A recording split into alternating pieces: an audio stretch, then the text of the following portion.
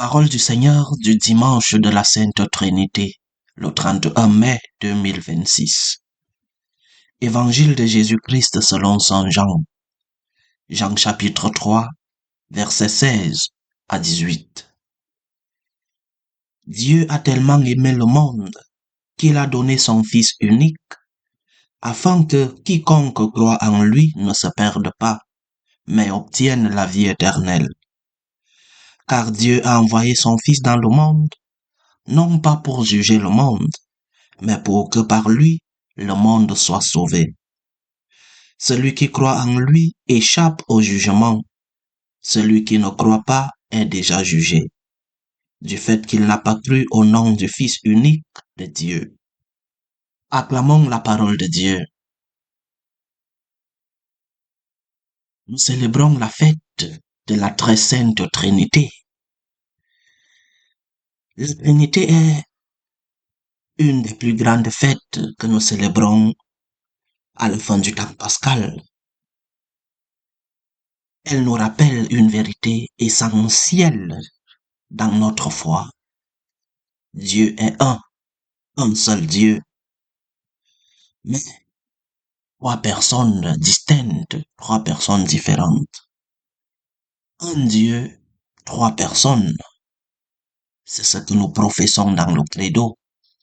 Je crois en un seul Dieu, mais un Dieu qui a trois personnes, le Père, le Fils et le Saint-Esprit. Ce n'est pas toujours facile de comprendre ce mystère. Il y a une anecdote dans la vie de Saint Augustin. On dit que Saint Augustin, un jour, il devait donner une homélie sur la Sainte Trinité. Il réfléchissait comment une chose peut être à la fois une mais différente, une mais distincte, une mais trois. Il marchait donc tout au long de cette plage de la Méditerranée où il était évêque à Hippone, en se demandant comment c'est possible qu'une chose puisse être à la fois une, mais distincte, différente, à la fois singulier, mais pluriel. Il devait l'expliquer dans une homélie. Et là, il vit comment un petit homme était en train de jouer à la plage. Cet enfant avait entre ses mains une coquille et il avait creusé un petit trou dans le sable comme naturellement les enfants qui jouent à la plage de temps en temps font un petit trou. Mais cet enfant, avec sa coquille, il allait chercher de l'eau à la mer et il venait le remplir dans ce petit trou qu'il avait creusé. Il faisait des tours, il allait à la mer, il puisait de l'eau avec cette petite coquille, il venait pour remplir le petit trou. Et naturellement, l'eau qu'il venait mettre dans le petit trou filtrait, l'eau ne restait pas. Et Saint Augustin, intrigué, demande à l'enfant, mais que fais-tu? L'enfant lui dit, c'est que je veux remplir la mer dans ce petit trou que j'ai creusé. Et Saint Augustin lui dit, mais tu ne te rends pas compte que la mer est grande et qu'elle ne peut pas suffire dans ce trou si petit que tu as creusé. Et le petit enfant lui demanda, mais toi tu ne te rends pas compte que Dieu est si grand que malgré ton intelligence, tu ne pourras jamais le comprendre dans sa totalité. Et Saint Augustin était vraiment une mémoire, une tête pleine, une tête intelligente. À la fin, l'anecdote dit, c'était une apparition du Seigneur qui venait lui dire qu'il fallait seulement comprendre ce que le Seigneur lui permettait de comprendre sur la Sainte Trinité. Parfois, nous voulons comprendre Dieu. Parfois, nous voulons tout comprendre. Et il est bien de chercher, il est bien de vouloir comprendre les mystères de Dieu. Mais à la fin, Saint Augustin le dit, si nous le comprenons dans sa totalité, il n'est pas Dieu, c'est une créature de l'homme. Si nous le comprenons dans sa totalité, il n'est pas Dieu.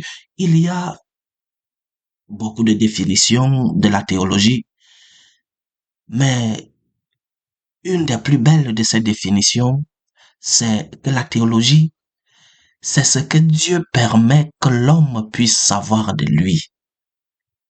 Dieu permet que nous comprenions certaines choses de lui. C'est pourquoi il s'est révélé, il s'est manifesté. Mais le mystère reste et nous devons apprendre à vivre avec le mystère dans notre relation avec Dieu. Nous sommes intelligents, nous comprenons certaines choses que le Christ, que Dieu permet que nous comprenions. Mais à la fin, le mystère fait partie de notre relation avec Dieu. Parce que nous ne pourrons jamais le comprendre dans sa totalité. Apprendons à intégrer le mystère dans ta recherche de Dieu. Apprends à intégrer le mystère dans ta relation avec Dieu. Oui, tu peux lui demander dans tes prières des explications sur telle ou telle partie de sa révélation. Mais il y a des choses que peut-être nous comprendrons seulement lorsque nous le verrons face à face, ou même non, parce qu'il continuera d'être Dieu, le mystère continuera. Nous sommes infinis, Dieu est grand. Nous ne pouvons pas le mettre dans nos petites têtes, aussi intelligentes qu'elles soient. Maintenant, une fois que nous avons accepté le mystère, nous devons essayer de comprendre ce que le Seigneur veut nous enseigner dans cette révélation. La Trinité est une révélation. Dieu s'est révélé comme un seul Dieu en trois personnes. Mais qu'est-ce que cette révélation nous enseigne? Qu'est-ce qu'elle signifie? Un seul Dieu, trois personnes. Le premier enseignement, c'est que Dieu est une relation. Dieu ne vit pas isolé. Dieu vit en communauté. Dieu vit en famille. Et nous devons donc comprendre que nous serons de véritables créatures à l'image de Dieu lorsque nous intégrerons la relation entre nous, lorsque nous accepterons d'être ouverts à la relation. Nous sommes des êtres créés à l'image et ressemblance de Dieu. Et si Dieu est relation, l'homme ne sera vraiment homme que lorsqu'il sera ouvert à des relations familiales, des relations sociales, des relations professionnelles, laborales, des relations amicales, des relations avec son Seigneur. Nous sommes et devons être des relations. Dieu est relation, relation entre le Père et le Fils, relation entre le Fils et le Saint-Esprit, relation entre le Saint-Esprit et le Père. Dieu est relation, Dieu est communauté, Dieu est famille.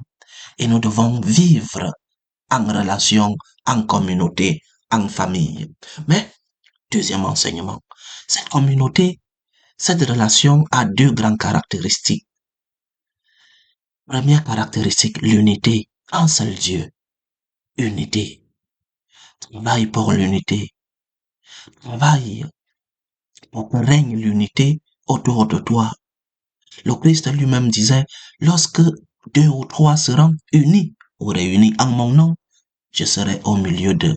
La présence du Seigneur, lorsqu'il y a unité, la présence du Seigneur, dans un contexte d'unité. Travaillons pour l'unité, pour que le Seigneur soit présent au milieu de nous. Mais unité en respectant les différences. Dieu est unité, un, mais trois personnes différentes. Unité en respectant les différences. Tes relations ne seront pas seulement des relations avec des personnes qui pensent comme toi, des relations avec des personnes de ta même race, des relations avec des personnes qui ont de grandes études comme toi, ou des relations avec des personnes socialement comme toi. Non. Unité en acceptant les différences. Le Père, Dieu le Père, n'a pas voulu dépersonnaliser le Fils. Le Fils n'est pas un petit Père ou une image du Père. Le Fils est une personne différente du Père, et de même pour l'Esprit Saint. Donc, unité en acceptant les différences. La différence est une richesse. La différence est un don de Dieu. La différence n'est pas une difficulté, au contraire, c'est une richesse. Nous pouvons donc, nous pouvons donc être unis en acceptant les différences légitimes, bien sûr, pas les différences dans le mal ou les différences dans le péché, les différences légitimes. Par exemple, ne prétends pas que ton mari soit comme toi, parce qu'il ne le sera jamais. Ne prétends pas que ta femme soit comme toi, parce qu'elle ne le sera jamais. Ne prétends pas que tes enfants, qui ont 30, 40 ans moins que toi, soient comme toi. Et ne prétends pas que tes parents, qui ont 30, 40 ans plus que toi, soient comme toi. C'est impossible. Accepte les différences. Accepte de travailler pour l'unité en respectant les différences légitimes. Dieu est un seul Dieu, c'est-à-dire unité, mais en trois personnes, différence. Travaillons pour l'unité dans nos relations. Travaillons pour l'unité, mais en respectant les différences qui sont légitimes. La différence est un don de Dieu. La différence est une richesse. Et lorsque nous respecterons les différences, nous vivrons à image et à la ressemblance de notre Créateur. Le Seigneur nous donne le don de l'unité, qu'il ouvre nos cœurs aux relations et que nous puissions respecter les différences de ceux-là qui vivent autour de nous. Parce que nous sommes différents, nous pouvons être unis comme le Seigneur lui-même. Au nom du Père et du Fils et du Saint-Esprit. Amen.